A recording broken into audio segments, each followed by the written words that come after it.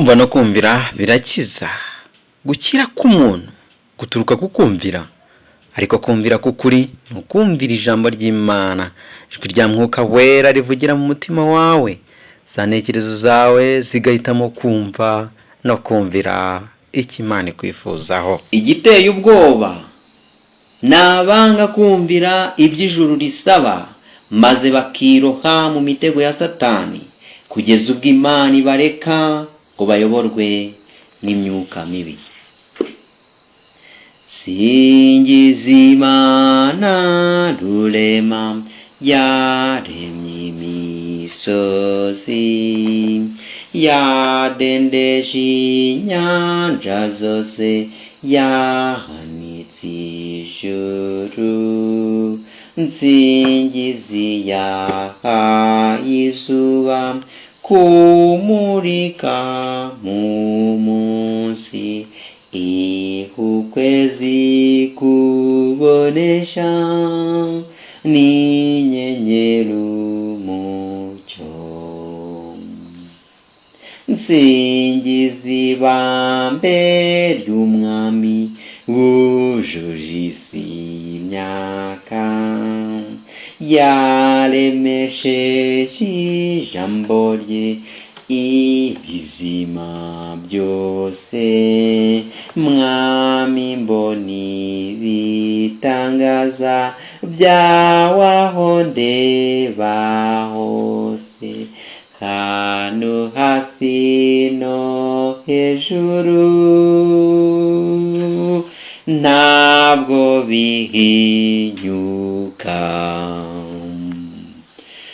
Ubu n'amahoro bikomeze kubana nawe mwene data, dukomeje kwigana amahame 95 yo gutsindishirizwa. Urukundo rw'Imana rurahebuje, nirwo rwemeye kongera kugushaka muri uyu mwanya ngo wumve ijambo ry'Imana. Ni iby'igiciro kandi ni ingenzi kuba muri wowe wakumva ijambo ry'Imana rikongorera gukora ibyo gukiranuka. Umutuzo, ubuntu n'amahoro byose biva ku musaruro wo kubaha Imana. Amahoro y'iyi si umuntu ashobora kuyabona, ariko akayoyoka mu kanya gato. Byinshi umuntu ageraho mu kanya, inkongi y'umuriro ikaza imutunguye bigashya. Ni byinshi umuntu ageraho avunitse, yize yaciye mu gukiranirwa gutandukanye, uburiganya n'ibindi bikorwa byose byo gukiranirwa, ariko akirengagiza ko mu kanya gato biraba impfabusa. Nuko rero nshuti mwene data, ndakwibutsa ko Imana yonyine ari ukwiriye kwisunga. Nta wundi tuboneramo gukira ni Yesu. Yesu afite byose ukeneye muri iyi si, kandi kirenze byiza tubonera muri iyi si byo gukiranirwa nuko we Yesu afite byiza byose byo gukiranuka, birimo amahoro adashira. Muri uyu mwanya rero tugiye gukomeza twigana amahame 95 yo gutsindishirizwa. Tugeze ku ihame rya 20, cyigisho cyiza cyane. Twibukiranye ko duherutse kwiga ihame rya kangahe inshuti turi kwigana aya mahame 95? Ni ihame rya 19. Ihame rya 19 ryari ryiza cyane. Ihame ritwereka iby'ubuzima bwacu, ukasobanukirwa uko ukwiriye kubaho ubana n'Imana. Turi kwiga icyigisho cya 4. Icyigisho cya 4 twunguka kandi tugasobanukirwa kwitanga nyakuri.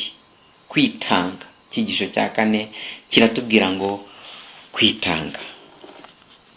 Iyi ngingo igarukaho kenshi, ikagarukwaho na benshi, yo kwitanga. Ariko se kwitanga ukwiriye kuvugwa nukuhe? Ni iki se ibyanditswe byera bibivugaho? Mu bitabo byahumetswe n'umwuka w'ubuhanuzi byo bitubwira iki ku byerekeye kwitanga? Muri uyu mwanya tugiye kwiga ihame rya 20. Twasuje hamwe ihame rya 19 ryatubwiraga ko umuntu atabasha kwitanga ubwe, ndetse nta nubwo ashobora kwibamba. ahubwo akeneye undi muntu wo kubimukorera.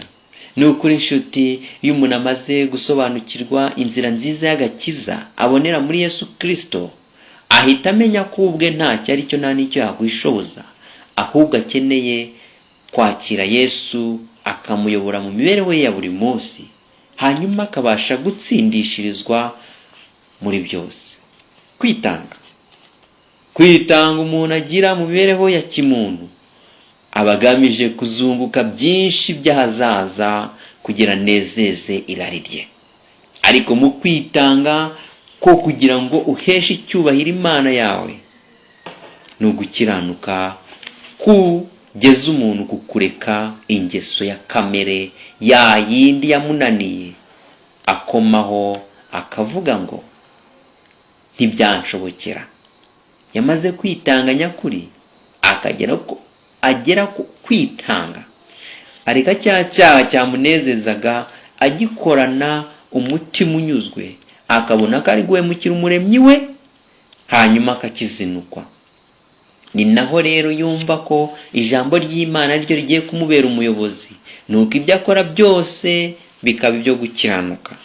Agasoza gukiranuka, umuntu wakoraga imirimo yose ya kamere isohoza gukiranirwa, agakora imirimo yose ya Mwuka Wera isohoza gukiranuka. Nshuti, dukomeje kwigana aya mahame 95 yo gutsindishirizwa. Kimwe dukeneye mu kuyiga ni ukugira ngo twunguke ibyo twashingiraho twizera ko Imana ari umuyobozi wacu. Ni byinshi cyane. Imana ihugura umuntu kenshi ibinyujije mu ijambo ryayo Bibiliya yera, ikongeraho ibitabo byahumetswe n'umwuka w'ubuhanuzi ibicishije mu bagaragu bayo. Nshuti, tugeze ku ihame rya 20 ryiza cyane. Mbere yuko turikomeza, twicishe bugufi twubaha Imana, dusenge. Uwiteka Mana ikomeye, mwungeri w'ubugingo bwacu, muri uyu mwanya tugiye gukomeza twiga ibyanditswe byera. Satani abatwubikiriye ngo ibyo tumara kwiga hangiza biduhanaguremo. Ashobora gukoresha abo tubana, ashobora no gukoresha imyuka ye mibi, ariko byo byose bimfabusa, ahubwo ijambo twiga riduhame mu mitima yacu, ntirituvemo, maze ritubere umuyobozi mu mibereho yacu buri munsi. Ubwo turyiga ntitwisobanure nk'abantu, kuko tw'abantu dujyana mu gusohoza irari ryacu, ahubwo dusobanurirwe na Mwuka Wera utwerekeza ku rukundo rwiza. Twemere kuyoborwa nawe, ibitekerezo byacu bigengwe nawe, kugeza igihe turasoreza iri hame twungutse byinshi, mu izina rya Yesu, amen. Mwene data, turi kwigana aya 95 yo gutsindishirizwa. Uyu mwanya tugiye kwiga ihame rya 20. Ihame rya 20 rifite insanganyamatsiko ivuga ngo gutwarwa n'Imana cyangwa Satani. Ububasha bwonyine dufite twebwe nk'abantu nubwo guhitamo utuyobora. Uhereye igihe twavukiye ngewe nawe, utuje mu kanya gato, wenda katageze no ku minota 50, tuvuge isaha imwe, waba wabashije kurondora ineza wagiriwe? Ese iyo neza wayigiriwe nande? Ni Satani?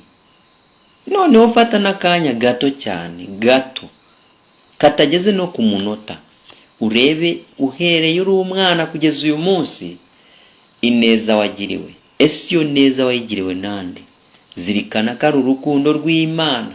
Ukomeze uyu mwanya ntubishingireho gutesha agaciro Imana umuremyi. Ushobora kuba unezerewe kuko ari iby'isi wungutse, hanyuma ukirengagiza urukundo rw'Imana. Nanone ushobora kuba ubabaye, ibyo nabyo ukabishingiraho uvuga ko Imana ntacyo yagufashije.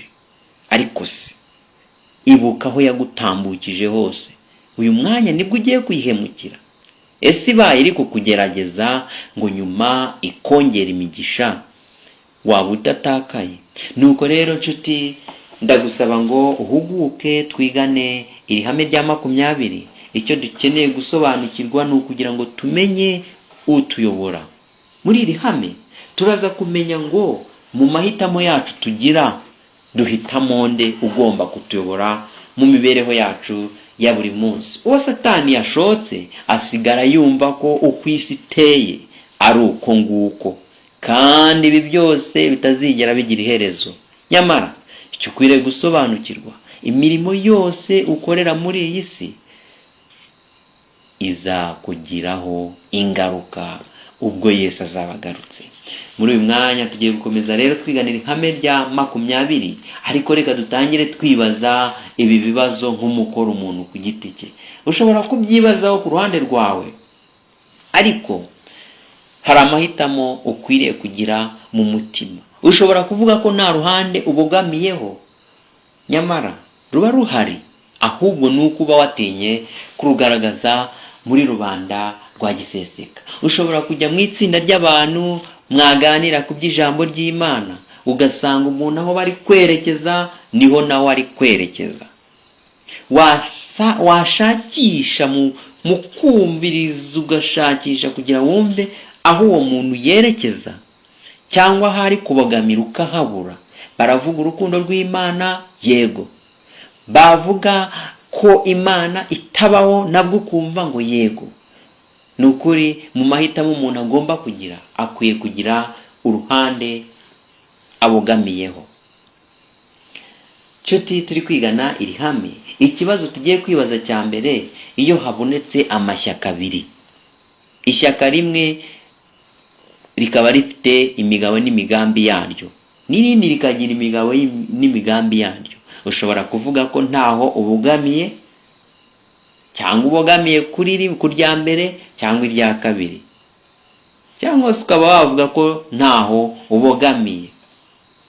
Ikibazo cya kabiri, ku ruhande rwawe aho uraza guhitamo wowe uko ubigenza. Ku kibazo cya kabiri cyangwa uko twakwibaza, umuntu ashobora kuvuga ko wewe ubwawe ukiyumvamo ko uri umuherwe cyangwa uri umukene. Nanone tugiye mwibazwa, hari igihe wakumva ko utari umukene, ariko nanone ukumva utari n'umukire, muri make ukumva naho ubogamiye. Icya gatatu, ushobora kuba uri umuhanga cyangwa umuswa, ariko nanone ukumva si uri umuhanga, si uri n'umuswa. Nanone tugiye ku bindi, dushobora kuvuga ko noneho mu mibereho yacu umuntu agengwa na Satani cyangwa Imana. Kuri ibi ngibi hitamo wibaze, ese kuva igihe navukiye, igihe nabereyeho, imigambi nagize, ibikorwa nagize, nakoze, nayoborwaga nande? Icyo ni ikibazo umuntu muri we akwiriye kwikorera uwo mwitozo, akibaza, kuva ndi umwana bya bindi byose biriya nagendaga nkora, nabaga nyobowe nande? Hanyuma mu gisubizo wiha ku mutima wawe, ukaza kumenya ko kimwe ukeneye ari uko ibyo ukora byose uyoborwa n'Imana Umuremyi. Muri iyi si hari umuntu ushobora kutagira uruhande abogamiramo mu bintu byinshi. Umuntu ashobora kuba atitaye ku bya politike, akaba atari umunyacyubahiro, ntabe n'umwe muri rubanda rwa giseseka, akaba afite ubumenyi bugereranyije, ntaba ari mubi cyangwa mwiza mu by'uburanga. Ariko iyo tugeze ku bijyanye no guhitamo umuyobozi w'imibereho yacu, ntabwo hagomba kubaho guhitamo impu zombi. Umuntu ahitamo uruhande rumwe, ni uruhande rw'Imana se cyangwa se ni uruhande rwa Satani. Nta kwifata kugomba kubamo. Iyo atari Imana aba ari Satani. Ntimuzi yuko uwo mwihaye kuba imbata zo kumvira muri imbata z'uwo mwumvira uwo. Imbata z'ibyaha bizana urupfu, cyangwa se izo kumvira kuzana gukiranuka. Iyo dusomye hariya mu Baroma igice cyaho cya 16 habamo amahitamo amwe. Hitamo ribaho rimwe ryonyine. Niba wumvishe amajwi abiri muri wowe akubwira ngo iyi migambi umazemo igihe rero n'ibi bikorwa uri gukora ni icyaha, ayo majwi abiri, irya mbere rikwereka imigabo n'imigambi y'ibyiza urimo kugenda ugeraho wunguka, ariko uzi yuko wahemutse, wakoze ibyaha runaka kugira ugere kuri uwo mugisha. Noneho ayo majwi abiri ntabwo uzahitamo kumvira yombi, ahubwo kubera imibereho y'umuntu habaho guhitamo kumwe. Uhitamo ko ukomeza kunguka ayo maronko yo gukiranirwa, cyangwa se ugahitamo ko uzinukwa icyo cyaha. Nk'uko twabibonye mu mahame yabanje, mu kwitanga nyakuri habaho kuzinukwa imigisha umuntu yaboneraga mu gukiranirwa. Umuntu akavuga ngo ibi byose nabonaga mu gukiranirwa kuko menye urukundo rw'Imana Yesu Kristo yankunze, mpisemo kubizinukwa no kubireka. Nguko ukwitanga nyakuri mugenzi wanjye. Uyu munsi noneho ukwitanga kwacu kwinjiye mu mibereho yacu. Ese iyo umuntu agiye noneho kwitanga agendana iyihe shusho? Muri uru ruhande, ese ugendana ishusho y'Imana? Uri kuyoborwa n'Imana cyangwa se uhisemo kuyoborwa na Satani? Iyo dusomye nanone muri Luka igice cyaho cya 11:23, nta yandi mahitamo ahari. Yesu nawe yabivuzeho aho muri Luka igice cyaho cya 11:23 ati, uwo tutabana n'umwanzi wanjye. Iyo tugiye mu gitabo cy'uwifuzwa ibihe byose, Yesu Kristo wacu waducunguye, kuri paje yaho y'108 na paje 242 kugeza kuri paje 243, na zira paje ebyiri za 314 na 432, usangamo ibihamya byerekana ko amahitamo y'umuntu atagomba kuba abiri. Iki gitabo gifite amasubi 4 ariya tuvuze haruguru mu gusobanura ukuri kuko umuntu agomba guhitamo Yesu Kristo nk'umuyobozi we, cyangwa agahitamo Satani nk'umushukanyi we. Aho ni kuri aya mapaje twavuze, ibyababera byiza nuko bibashobokeye mwahasoma. Kuri twe turavuga muri make, ariko bibaye byiza nuko wasoma kiriya gitabo cy'ubifuzwa ibihe byose kuri aya mapaje 108 240. Ariko tuvuzeho muri make, dusomye hara kuri paje ya 314 aho havuga ati, nitutishyira mu bubasha bwa Kristo, umwanzi ntazabura kutwigarurira. Uko byagenda kose dukwiriye kugengwa n'imwe mwizo mbaraga ebyiri zihatanira kuyobora isi, kugira ngo umuntu atwarwe n'ubutware bw'umwijima. Si ngombwa kubihitamo, birahagije kwirengagiza gufatanya n'ubutware bw'umucyo ku ruhande rumwe, cyangwa ugahitamo gufatanya n'ubutware bw'umuremyi wawe. Nshuti, iyo wumvise neza iri jambo, kenshi mu mibereho y'umuntu nta n'umuntu n'umwe utagira Mwuka Wera. Mwuka Wera ahora akomanga ku mutima wa buri wese, yaba umuntu witwa ukomeye mu rwego runaka rw'iyi si, ndetse n'ukomeye mu bijyanye na gikristo, gukiranuka no kubaho ayoborwa n'Umwuka Wera. Bose bahuriye ku kintu kimwe cy'uko bagira amahitamo abiri. Bagomba guhitamo rimwe bagakiza ubugingo bwabo, cyangwa bagahitamo rimwe bakangiza imibereho yose yabo. Guhitamo umuntu agira amahitamo agomba gushingira ku kubaha Imana, kuko amahitamo agomba kubaho yose ashobora kugeza umuntu mu mwijima w'icuraburindi akamusohoreza kurimbuka. Iyo dusomye kuri paje ya 462 mu gitabo cy'uwifuzwa ibihe byose, umutima wose wanze kwiyegurira Imana uba wishyize mu butware bw'indi mbaraga, ntabwo uba ukiri uwa nyirawo. Nubwo yakwibwira ko we yigenga, mu kuri aba yibeshya kuko aba ahindutse imbata mu buryo burushijeho kuba bubi. Kenshi uzasanga abantu umuntu yararangije gufata icyemezo cy'uko we hari ubwenge azi, ubwo bwenge ngo nibwo bugomba kumuyobora. Uko ni ukwibeshya. Iyo dusobanukiwe neza ko umutima wose wanze kwiyegurira Imana uba wishyize mu butware bw'indi mbaraga, niba Imana ari igomba kuyobora umuntu ikamugeza ku gukiranuka, ese iyo umuntu atemeye kubarwa n'Imana abazagera hehe? Abazageraho asigara yumva we ko ayobowe n'ubwenge bwa kimuntu, ari naho usanga benshi bawira. Umuntu akaba yaramaze kwiga ibyanditswe byera bitandukanye, yasomye ibitabo bitandukanye by'umwuka w'ubuhanuzi, reka tujye kubabyize, barashoboka ko haba hari, yize Bibiliya arayifata neza, hanyuma yiga n'ibitabo byahumetswe biciye mu bagaragu b'Imana, hanyuma ibyo bitabo amaze kubisoma ariko none ararenga, ntiyamenya ko Imana ariyo yamuhaye ubwo bwenge, asigara yumva ko ubwo bwenge ari we wabwigejejeho.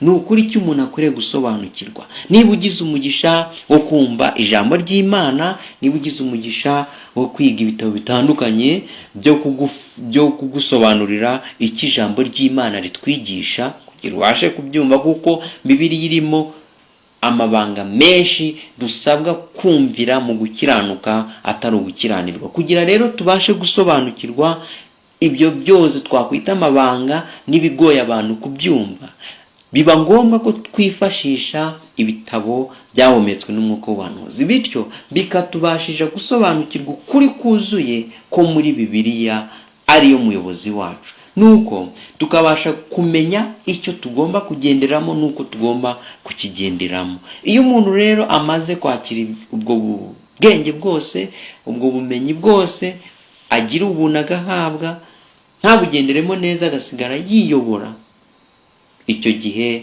asigara atakigengwa n'Imana, ahubwo ari kuyoborwa n'umwuka wa Satani. Ni nayo mpamvu mu gitabo cya Ellen G. White kuri paje yaho ya 368 hariya twatangiye dusoma, imbaraga n'ubuhendanyi bya Satani n'ingabo ze bigomba kutwiteguza kugira ngo dushake ubwihisho no gutabarwa bibonerwa mu mbaraga ikomeye y'umucunguzi wacu. Twitondera kurinda amazu yacu dukingisha ibihindizo n'ingufuri bikomeye, kugira ngo dukingire ibyacu n'ubugingo bwacu. Twirinda abajura, ariko si kenshi dutekereza uko abamarayika babi bahora batwubikiriye, ndetse n'uwo duhanganye nawe mu mbaraga zacu tudafite uburyo na bumwe bwo kwirwanirira. Baramutse babonye uburyo, abo badayimoni bashobora kurangaza intekerezo zacu, bagahungabanya kandi bakaremaza imibiri yacu, bakarimbura ubutunzi bwacu n'ubugingo bwacu. Banezezwa no kubona ubuhanya no kurimbuka. Igiteye ubwoba nabanga kumvira iby'ijuru ribasaba, maze bakiroha mu mitego ya Satani kugeza ubwo Imana ibareka ngo bayoborwe n'imyuka mibi. ariko abakurikira Kristo bahora bahishwe munsi y'uburinzi bwe. Abamarayika b'imbaraga nyinshi batumwa kubarinda bavuye mu ijuru. Umwanzi ntashobora kumena igihome Imana yashyizeho ngo gikingire ubwoko bwayo. Nshuti, iri jambo ni ryiza cyane. Ni igitabo cya Ellen G. White kuri paje yaho ya 368 mu gitabo Intambara Ikomeye. Ushobora kukibona, gitangwa n'Abadiventiste b'umunsi wa karindwi. Twitegura kugaruka kwa Yesu kandi araje bidatinze. Nawe rero niba ugisinziriye, kanguka. Ni ukuri ikintu giteye ubwoba ni uko usanga umuntu yararangije kumva ko atagomba kuyoborwa n'imbaraga ya Kristo. Kanguka umenye ko umuntu ntacyo yakwishoboza. Ibyo waba warize byose, ibyo waba uzi byose, uko waba umeze kose, urwego waba uriho rwose, imbere y'Imana ntacyo uricyo igihe atariyo wisunze. Ibyo rero biteye ubwoba, ariko ikibabaje kurushaho ni uko usanga abantu badasobanukirwa ko Satani aba abubikiriye agamije kugira ngo abarimbure. Hariya imbaraga n'ubuhendanyi bya Satani n'ingabo ze bigomba kutwiteguza kugira ngo dushake ubwihisho no gutabarwa. Kenshi tubona ingaruka zigenda zibaho z'icyaha. Ese bigufasha iki? Bimfasha iki? Sobanukirwa. Niba hari ikintu gikwiriye kubera umuntu cyiza, ni ukubona ko icyaha kigize ingaruka yo kwica umuntu no kumuhenengeza no kumurimbura. Ibyo byose nyamara ikibabaje ni uko usanga biraba, ejo bikongera bikaba, ugasanga noneho abantu benshi bari kumva ko isi dutuye ariko yubatse, ari kamere yayo, ari uko bikwiriye kubaho, kandi n'Imana ngo ibyemera gutyo. Oya, iyo icyaha cyaba cyaravuyeho, iyo kiba cyaravuyeho, isi birimo amahoro rwose, nta kundi kubaho ko kubabara kwakabayeho, hakabayeho amahoro gusa. Ikindi kigoranye kumvwa n'abantu, cyakabaye cyumvwa n'abantu, ni uko usanga tudasobanukirwa cyangwa udasobanukirwa n'ubuhendanyi bwa Satani. Ubuhendanyi bwa Satani buriho kandi n'ingabo ze zirakora, ntabwo zisinziriye. Zikeneye rero kurwanywa n'umuntu ushikamye, udapfobya kwiga ijambo ry'Imana, udapfobya gusenga, bityo akabasha gutsinda. Kenshi iyo urebye umuntu guhera kukomeye n'uworoheje, bose iyo bagiye kuruhuka cyangwa bagiye kuryama, ikintu akora cya mbere ni ukureba uko urugi rufunze, uko idirishya rifunze, yewe n'ubundi buryo bwose butandukanye umuntu ashobora gukoresha kugira ngo agire umutekano wibye nawe ubwe. Telefone yawe itarimo password ngo ucunge utuntu twawe ufitemo hatagira udusiba, wumva nta mutekano ufite. Yewe kandi nanone iyo udafitemo antivirus cyangwa se programu igufasha kugira ngo wirinde icyakwangiriza ibyawe, haba muri computer cyangwa muri telefone, ubu udafite umutekano. Ariko se tugaruke twebwe ubwacu, twaba tuzi imyuka mibi ya Satani ibitugose nk'uko turi kubyiga hano mu Ntambara Ikomeye kuri paje ya 369. Umuntu aramutse amenye imyuka mibi imugose igamije kumuhenengeza mu kurimbuka, yakabaye yitabaza noneho ingabo zikomeye z'ijuru, nk'uko twazibonye ari kuri nteruro ya nyuma ivuga ngo abamarayika b'imbaraga nyinshi batumwa kubarinda bavuye mu ijuru. Ni bande ariko barindwa? Ni ba bandi biyeguriye kubana n'Imana, bakumva ko Yesu Kristo ari we muyobozi wabo. Twibuke ko uyu munsi turi kwiga ibintu bibiri. Kwiga ko imbaraga duhitamo ishobora kuba iya Satani cyangwa ikaba yande iya Yesu Kristo cyangwa umuremyi wacu. Nuko rero abantu bahisemo kuyoborwa n'imbaraga ya Yesu Kristo nibo bahabwa abamarayika b'imbaraga nyinshi batumwa kubarinda bavuye mu ijuru. Cyongeyeho ni uko umwanzi Satani adashobora kumena igihome Imana yashyizeho ngo gikingire ubwoko bwayo. Iyaba umuntu yasobanukirwaga rero n'uburyo Satani amugose kandi ashaka kumurimbura, ntabwo yakabaye aharanira guha umutekano ibyo atunze n'iby'ubwe. Nawe ubwe yakabaye ashaka umutekano ariko wibanze wo kwirinda kugwa mu cyaha. Mwene data, twahereye ku ihame rya mbere, uyu munsi turi ku ihame rya 20. Twisuzume, dusubire inyuma, twibuke uko twagiye twiga, tumenya urukundo Imana idukunda, tumenya ko kubaho ari Yesu Kristo. Imibereho yacu turamutse tuyeguriye Yesu Kristo, nta mujura wabaho, nta muriganya wabaho, nta murwanyi wabaho, nta muntu ukora icyo gukiranirwa icyo ari cyo cyose ntabwo yabaho, kandi isi yagaragaramo amahoro yuzuye. Icyo gihe twese twaba duhagurukiye kwirinda icyaha mu buryo bwose.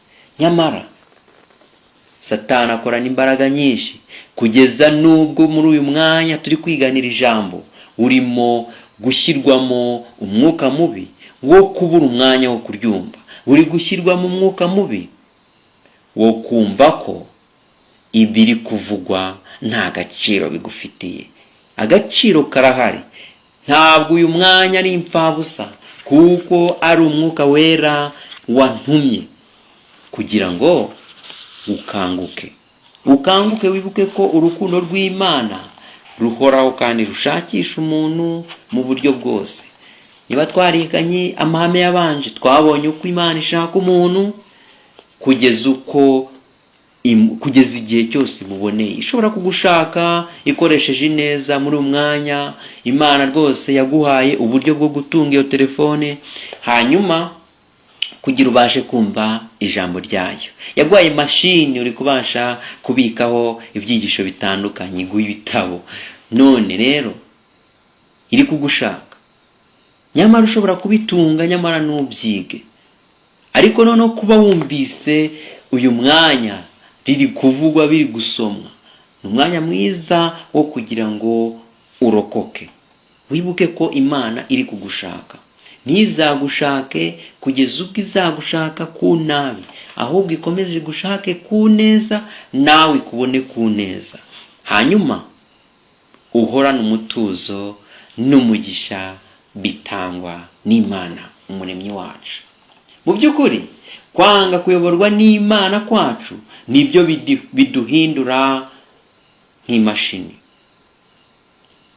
Iyo umuntu atekereje akumva icyo asabwa kugira asohoze gukiranuka, ahita yumva kimuremereye, kubera ko atemeye ko ari bwo buyobozi yakira. Nyamara ikintu kimwe gishoboka kandi cyoroshye ni ukumenya ko iki cyangiriza itegeko ryashyizweho. Reka tuvuge ko mu gihugu hari amategeko mbonezamubano.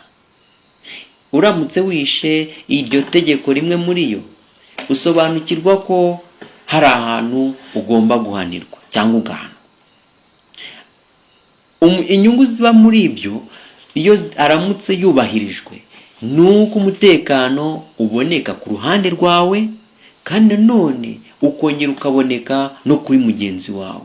Iyo tugiye mu mibereho myiza y'abantu, dusanga ko niba umusozi uwo munsi cyangwa iryo joro utabayeho abajura, ntabwo wa mujura wagiye kwiba, niba hatabayeho abajura, kuri uwo musozi hazabaho umutekano, abantu basinzire batuze. Nihabaho abajura ku rundi ruhande, kugira tuze gusobanukirwa impamvu gusohoza amategeko ari iby'umumaro kandi ari ingenzi, bifasha umuntu bikamugira inyungu ku ruhande rwe ndetse no ku ruhande rwa mugenzi we. Uwo musozi uramutse wateweho n'abajura, nta muntu uzasinzira, ndetse n'abatabara bazahururana icyo bashoboye cyose, bityo ingaruka zibe ku batuye umusozi baba atari abajura cyangwa se abajura. Bisobanuye iki? Bisobanuye ko kwica amategeko y'Imana umuremyi wacu bigira ingaruka ku muntu uyica, ugasanga bigize ingaruka no ku byaremwe n'abaremwe batandukanye. Nuko rero niba hari ikintu cyakabaye cyiza, ni uko umuntu yakumviye itegeko ry'umuremyi wacu kugira ngo dusohorezwe ibyiza byose tubonera mu muremyi. Nk'abantu turi ibikoresho, ariko se niba tuzi ko turi igikoresho, twarabibonye mu mahame yabanje, niba umuntu azi ko ari igikoresho kandi Imana ikaba itamurenganiriza kenshi gucungurwa kubaho no kubabarirwa ibyaha kubaho, ni uko umuntu yamaze gushyirwa mu ruhande rw'igikoresho. Imana ikaba ibizi ko kuba aguye mu cyaha arababarirwa kuko atari we, ahubwo ari umwanzi Satani ukoresheje abadayimoni hanyuma mugusha mu cyaha, aba igikoresho cyo kugomera umuremyi we. Niba se umuntu ari igikoresho, wemera kuba igikoresho cyande hagati ya Satani n'Imana umuremyi wawe. Dukurikije ibivugwa mu Baroma igice cya 6 umurongo wa 16 wa 13, Abaroma igice cya 6 umurongo wa 13, dushobora kubera Imana ibikoresho byo gukiranuka cyangwa kubera icyaha igikoresho cyo gukiranuka. Dushobora kutiha Imana nubwo twajya dukora n'imbaraga zacu zose. Iyo turebye hariya mu gitabo cyo kugana Yesu nk'uko twabyize, amahitamo umuntu agira niyo agomba kugaragaza uwo yahisemo. Umuntu aramutse ahisemo kwiyegurira Imana kandi agahora bisaba igihe cyose, akavuga ati Mana ndakwihaye ungenze uko ushaka, ese icyo gihe waba udahisemo neza?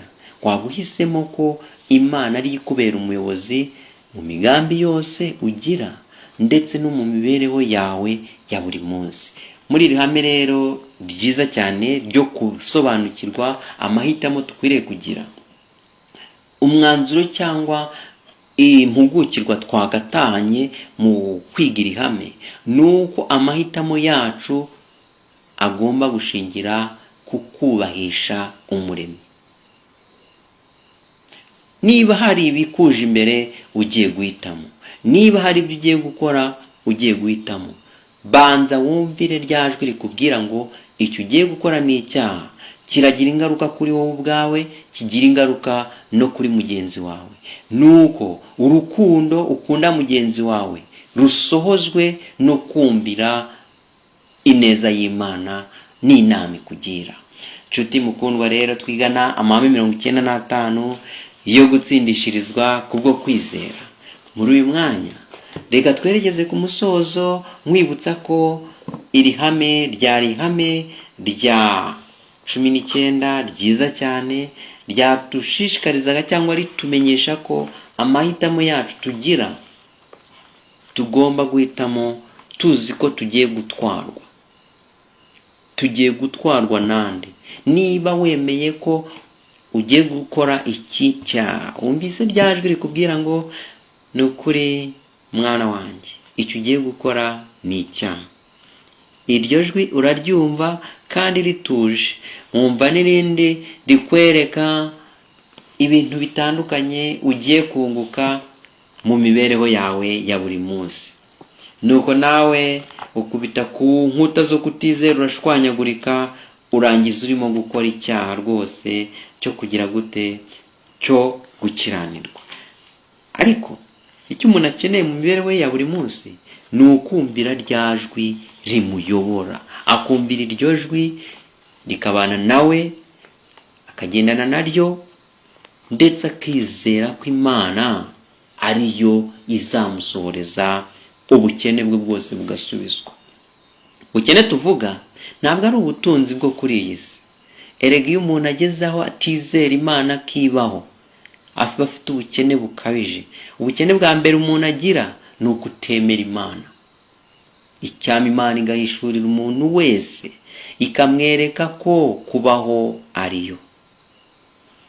Mwuka wera muyobozi, ube hafi y'abakristo, fata ukuboko unyobora, ndi umugenzi ku gahinga, abana niwe bishima, ubwo bumvijwi ryiza ribabwira bagenzi mwe, nimuze bageze iwanyu. Nshuti mukundwa, twari turi kwigana ihame rya 20 mu mahame 95 yo gutsindishirizwa mu cyigisho cya 4 kwitanga. Tugeze ku musozo, twicishe bugufi, twubahe Imana, dusenge. Witeka Mana, wongere ubugingo bwacu muri umwanya, turagushima, turagushimira urukundo rwawe rwabanye natwe, waturinze ubwo twari turi kwigira ihame, uradusobanurira, duguwe ko tutakwiriye guhitamo nabi, dukwiriye kwemera ko ari wowe utubera umuyobozi kugira ngo dutsinde imitego yose mwa Satani. Ubwo twungutse ibibi, turagusanga uduhe kubigenderamo umunsi ku wundi, isaha ku isaha, umunota ku munota, segonda ku rindi, uko umutima utera, tukugira umuyobozi wacu. Fasha n'abatarakumenya bahumuke, bamenye ko ari wowe ubagize. Neza yawe n'imbabazi zawe ari byo bikomeza kubana natwe, kandi bizatuyobore mu mibereho yacu kugeza igihe tuzanasoreza aya mahame turi kwiga 95 yo gutsindishirizwa mu izina rya Yesu, amen. Nshuti mukundwa, twari turi kwigana iri hame rya 20 mu cyigisho cya 4 kwitanga. Tuzakomeza ejo twiga ihame rya 21. Wari uri kumwe na Daniel Bihibindi. Ubu n'amahoro ndabikwifurije, kandi n'umugisha utangwa n'Uwiteka Imana umuremyi wacu muri byose ukorera muri iyi si birimo gukiranuka, umugisha ukugereho. Kumva no kumvira birakiza. Gukira k'umuntu guturuka ku kumvira, ariko kumvira k'ukuri ni ukumvira ijambo ry'Imana, ijwi rya Mwuka wera rivugira mu mutima wawe, za ntekerezo zawe zigahitamo kumva no kumvira icyo Imana ikwifuzaho. Kumva no kumvira birakiza. Gukira k'umuntu guturuka ku kumvira, ariko kumvira k'ukuri ni ukumvira ijambo ry'Imana, ijwi rya Mwuka wera rivugira mu mutima wawe, za ntekerezo zawe zigahitamo kumva no kumvira icyo Imana ikwifuzaho. Kumva no kumvira birakiza. Gukira k'umuntu guturuka ku kumvira, ariko kumvira k'ukuri ni ukumvira ijambo ry'Imana, ijwi rya Mwuka wera rivugira mu mutima wawe, za ntekerezo zawe zigahitamo kumva no kumvira icyo Imana ikwifuzaho. Uburyo icyaha ari cyo umuntu avukiramo, ariko akaba afite umurengezi no gusobanurirwa icyaha uko kimeze, hanyuma akabasha kukivamo. Twiga icyigisho cya 3, kwizera. Dusobanukirwa kwizera nyakuri. Kwizera ni iki? Kwizera ni umusaruro, ntabwo ari urubuto. Kwizera ni umusaruro biva ku rubuto, ari rwo jambo ry'Imana. Kwizera ntabwo umuntu akwiriye kukuvuga cyangwa ngo akwiteho mu gihe agifite ingeso za kamere. Ingeso za kamere ni izi. Rambura Bibiliya yawe usome hariya mu rwandiko Pawulo yandikiye Abagalatiya igice cya 5 umurongo wa 19 kugeza kuri 21. Muzisobanukirwe. Umuntu wizera by'ukuri agomba kuba yararetse izo ngeso za kamere, hanyuma akimika ingeso za Mwuka Wera ayoborwa nawo umunsi ku wundi. Hanyuma akaba umukristo ufite kwizera gushikamye kutajegajega. Turi kwiga rero ikigisho cya 4, tugeze ku musozo ku ihame rya 23, aricyo kwitanga. Kwitanga nyakuri, kwitanga umuntu yemera guhara ibye byose, bya bindi yari afitemo inyungu zo muri iyi si akabizinukwa, kuko amaze kumva ijambo ry'Imana rikamucengera, akavuga ngo nubwo bimeze bitya, ntabwo nkwiriye gukomeza gutesha agaciro iri jambo ry'Imana numvise. Nubwo bimeze bitya, ntabwo nkwiriye gukomeza guhemuka ku muremyi wanjye, umwami wanjye wanyitangiye akababazwa bene aka kageni. Nubwo bimeze bitya kandi nkunguka byinshi binezeza umunsi ku wundi, bitanze. Ndetse ibi byaha bintandukanya n'umuremyi wanjye. Nuko rero ugahitamo kwemera kugengwa n'Umwuka Wera uhabwa na Yesu Kristo, ukabaho mu mibereho yo gukiranuka, ukareka bya bindi byose byo muri iyi si bikunezeza, nuko ugahesha agaciro umuremyi wawe. Guko kwitanga nyakuri turi kwiga muri iki kigisho cya 4, kwitanga. Nshuti mwene data, ndakurarika ngo komeze bane natwe ubwo twiga aya mahame umunsi ku wundi, ntugire n'ihame na rimwe rigucika. Nukuri nawe kandi ntukabyererane, urisangize inshuti yawe.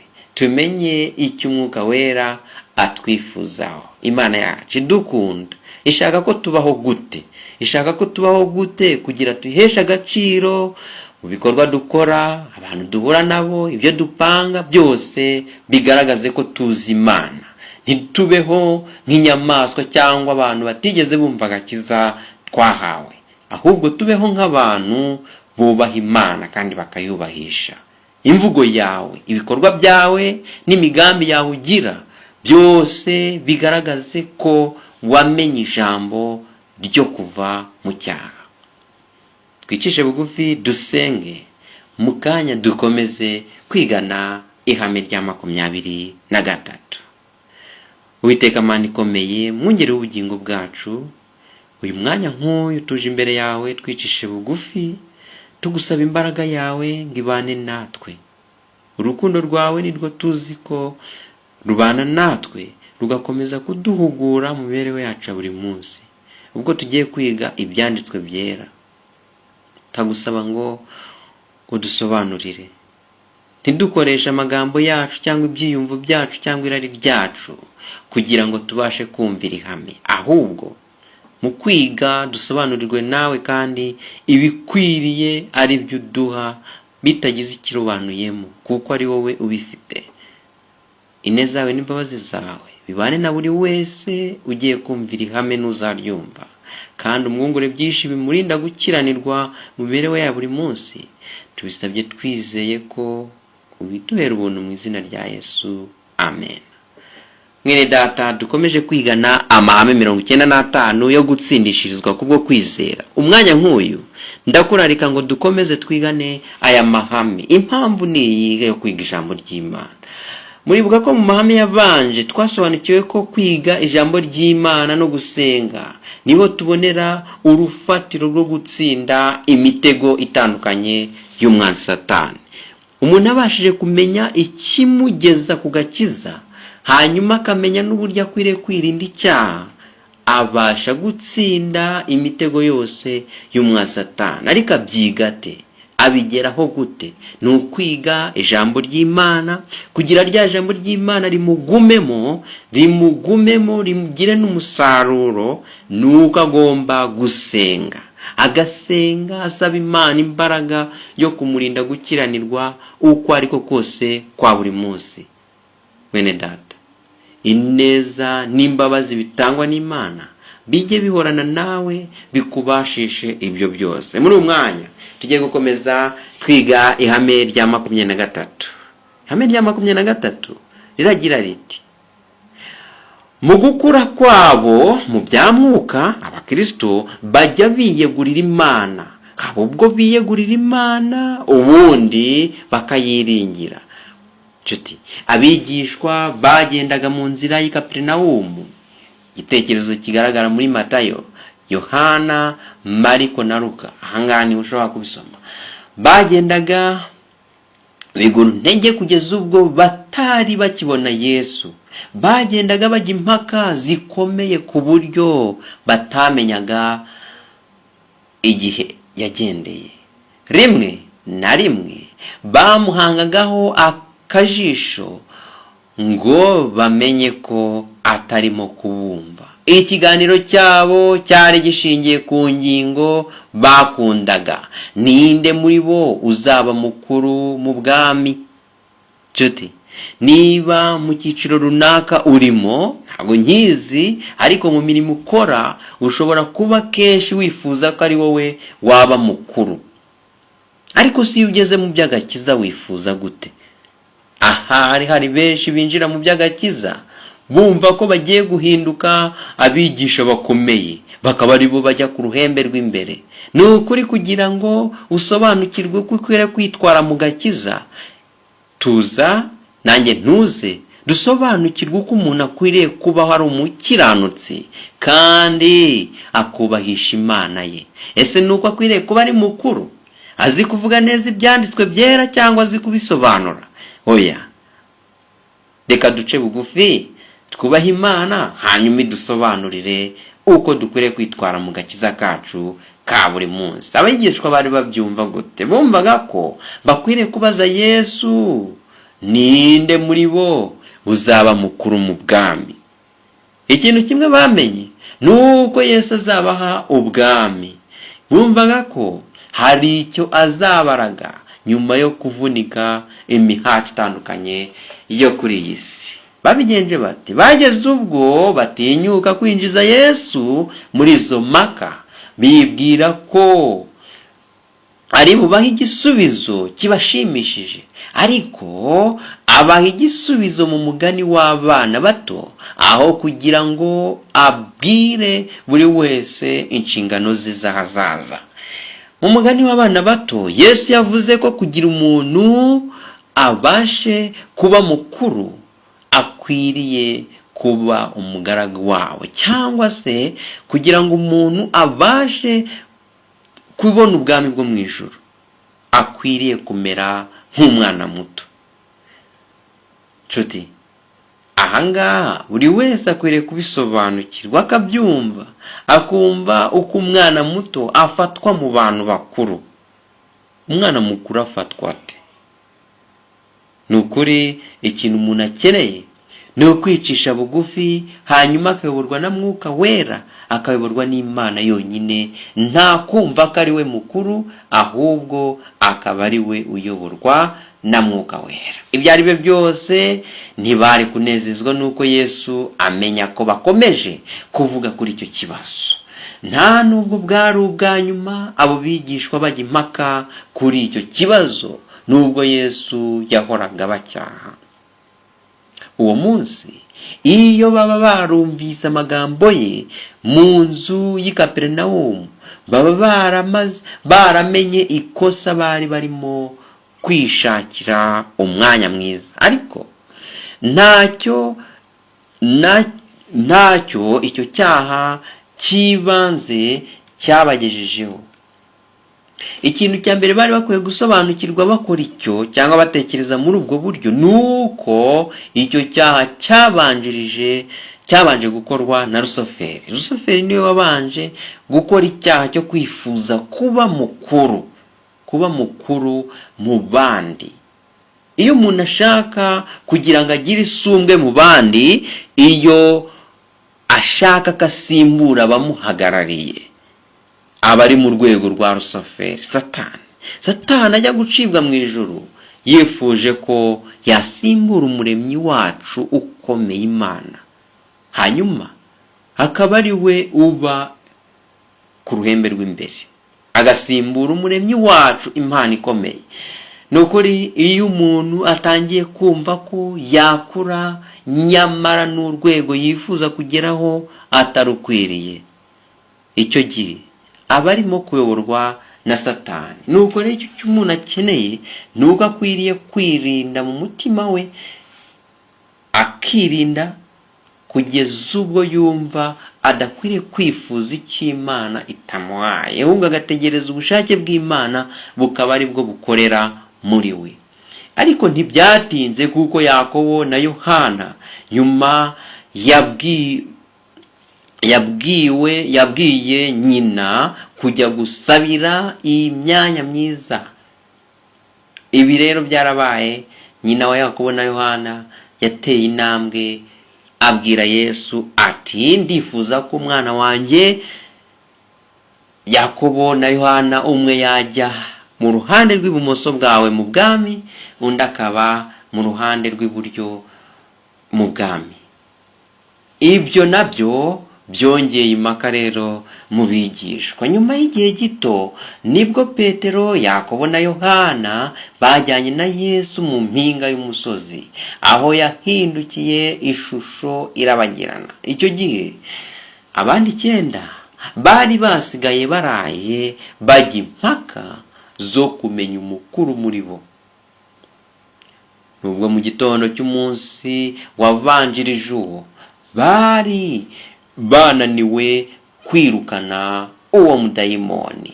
Ibyo nakubwiraga, ni umudayimoni, ni Satani uba utangiye kugira gutya ngo agabanye imbaraga zawe zo kubana n'Imana, ngo umve ko Imana ari igomba kuba iya mbere mu byo ugeraho byose no mu byo uteganya byose. Iyo umuntu atangiye kumva ko hari icyo agiye kwigezaho atagihawe n'Imana, icyo gihe kumva no kumvira birakiza. Gukira k'umuntu guturuka ku kumvira, ariko kumvira k'ukuri ni ukumvira ijambo ry'Imana, ijwi rya Mwuka Wera rivugira mu mutima wawe, za ntekerezo zawe zigahitamo kumva no kumvira icyo Imana ikwifuzaho. Kumva no kumvira birakiza. Gukira k'umuntu guturuka ku kumvira, ariko kumvira k'ukuri ni ukumvira ijambo ry'Imana, ijwi rya Mwuka Wera rivugira mu mutima wawe, za ntekerezo zawe zigahitamo kumva no kumvira icyo Imana ikwifuzaho. Kumva no kumvira birakiza. Gukira k'umuntu guturuka ku kumvira, ariko kumvira k'ukuri ni ukumvira ijambo ry'Imana, ijwi rya Mwuka Wera rivugira mu mutima wawe, za ntekerezo zawe zigahitamo kumva no kumvira icyo Imana ikwifuzaho. Ndagusuje nshuti mwene data, dukomeje kwigana ijambo ry'Imana. Ijambo ry'Imana urufunguzo rwo kugera ku mahoro asakaye kandi bikakugeza ku kubana n'Imana birambye. Kimwe gusa umuntu akeneye ni ukwibuka ko adakwiriye gupfobya kubana n'Imana biciye mu masengesho no kwiga ibyanditswe byera. Iyo byongeyeho kuvuga ijambo ryayo, imbaraga mbajuru iragusabagira ugakomeza kubana n'Imana muri byose. Muri umwanya tugiye gukomeza twigana ijambo ry'Imana, turi kuryiga mu 95 yo gutsindishirizwa. Nshuti twabanye guhera mu cyigisho cya mbere tugeze mu cyigisho cya 5. Icyigisho cya mbere urakibuka ko ari gutsindishirizwa.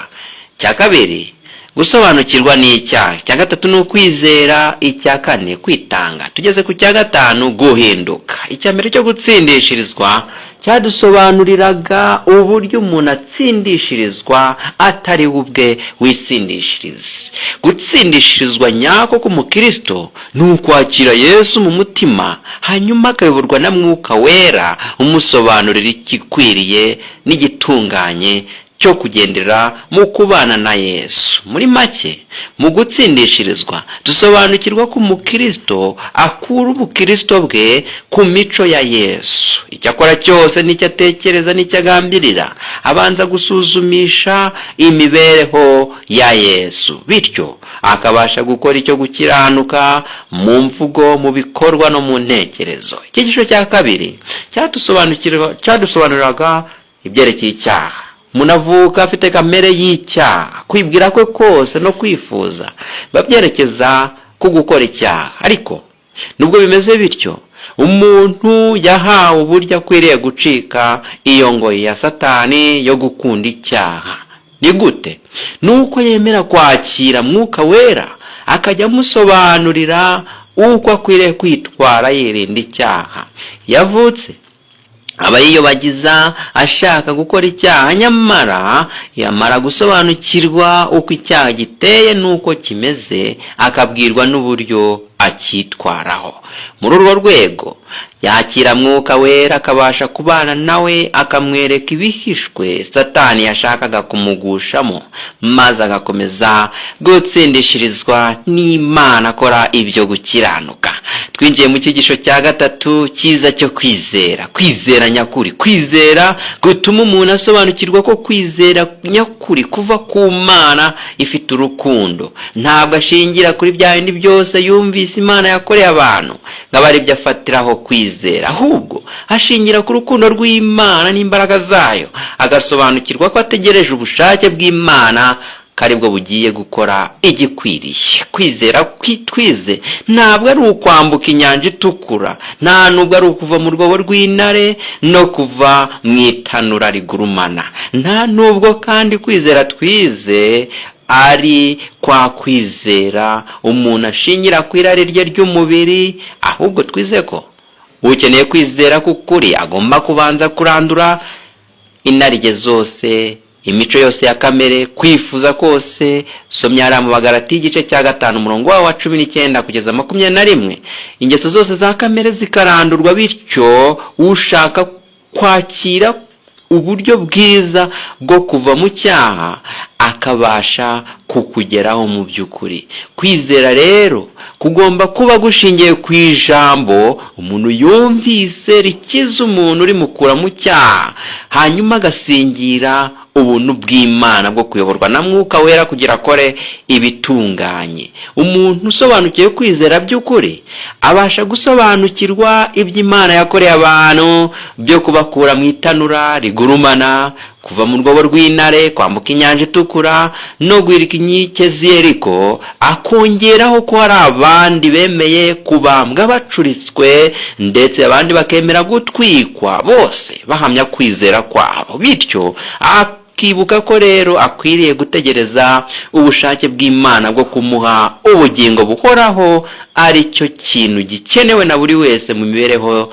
ye ya buri munsi. Nshuti, twakomeje twiga ikinyisho cyiza cyane cya 4, kwitanga nyakuri. Kwitanga gukura umuntu mu byamunezeza nka by'isi, agaheba akakira kubana n'Imana by'ubugingo buhoraho, atashimikiriye gukorera Imana agambiriye kugira ngo abonemo indonke, ahubwo agamije gukura abandi mu cyaha nawe akikiza ubwe. Kwitanga nyako rero twasobanukiwe ko kuzinukwa ibyamunezezaga mu buzima busanzwe bimutandukanya n'Imana, hanyuma akakira iby'agakiza kamuhesha kubaho by'iteka ryose, aribwo bugingo buhoraho tubonera muri Yesu Kristo. Nshuti, mu cyigisho rero turiho cya 5 cyiza cyane no guhinduka gutuma umuntu areka imico yose yari afite uko yagaragaraga, bigahinduka imvugo ye n'ibikorwa n'imigambi agira bigahinduka kuko yumvise uburyo akwiriye kubaho kutamutandukanya n'Imana. Tugeze ku musozo w'iki cyigisho cya 5, guhinduka. Iki cyigisho cya 5 cyadusobanuriraga uburyo umuntu akwiriye gusobanukirwa n'icyo Imana imwifuzaho, yamara kugisobanukirwa icyo yumvise, iryo jambo yumvise akaryakira mu mibereho ya buri munsi. Uko guhinduka rero kugahindura n'inyifato, uko yavugaga, uko yatekerezaga, ndetse n'ibyo yagambiriraga byose nabyo bigahinduka. Kuko guhinduka nyakuri twabonye muri iki cyigisho. Kubigeraho nuko umuntu yemera kwakira Mwuka Wera akamubana nawe umunsi ku wundi, hanyuma akabasha gutsindishirizwa binyuze muri Yesu Kristo. Nshuti mwene data, tugiye gukomeza tureba inshamake ikubiye muri iki cyigisho cya 5, guhinduka. Kumva no kumvira birakiza. gukira k'umuntu guturuka ku kumvira, ariko kumvira k'ukuri ni ukumvira ijambo ry'Imana. Ijwi rya Mwuka Wera rivugira mu mutima wawe, za ntekerezo zawe zigahitamo kumva no kumvira icyo Imana ikwifuzaho.